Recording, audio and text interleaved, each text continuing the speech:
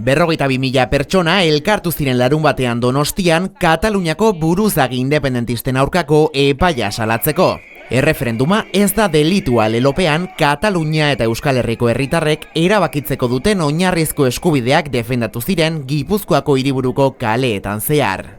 Gure eskudinamikak antolatutako mobilizazio arrakastatsuan Luis Llach artista kataluniarrak eta Euskal Herriko ordezkaritza zabal batek hartu zuen parte. Besteak beste, EH Bildu, EAJ eta Aldugu alderdiak, baita gehiengo sindikalak ere. EH Bildutik Maialen Iriartek adierazi zuen prozesaren sententziak agerian uzten duela Espainiaren inboluzio demokratikoa eta subirautzaren bideari ekin nahi diotenei prezio bat ipintzen diola.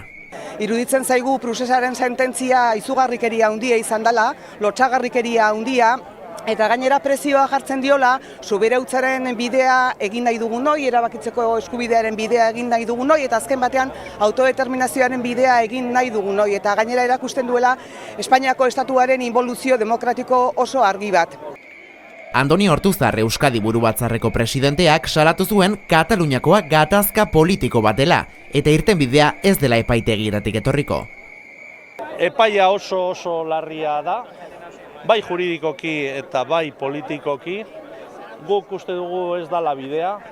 Katalunian dagoena da gatazka politikoa da, eta gatazka politiko bat, irtenbide politiko bat behar du.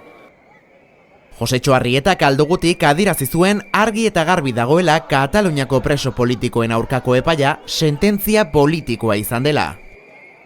Sententzia politikoa izan da, hori argi eta garbi dago, eta uste dut beste agente politiko eta sozialekin aldarrikatu behar dugu, eta gure ahotsa entzun behar da, esan ez horren kontra gaudela. Amaierako ekitaldian, Amalur Alvarez eta Josu Etxaburu gure eskuko bozeramaileek dinamikaren aldarriak plazaratu zituzten. Buru jabe izan erabakitzeko, erabaki libre izateko.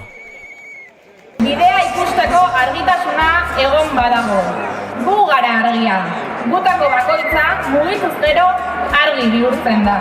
Mugi gaitezen. Izan gaitezen milaka argi. Guztien argiak batuz lortuko baitugu bidea ikusteko eta egiteko behar dugun argitasuna. Har dezagun erabakiaren bidea. Gure esku dago eta.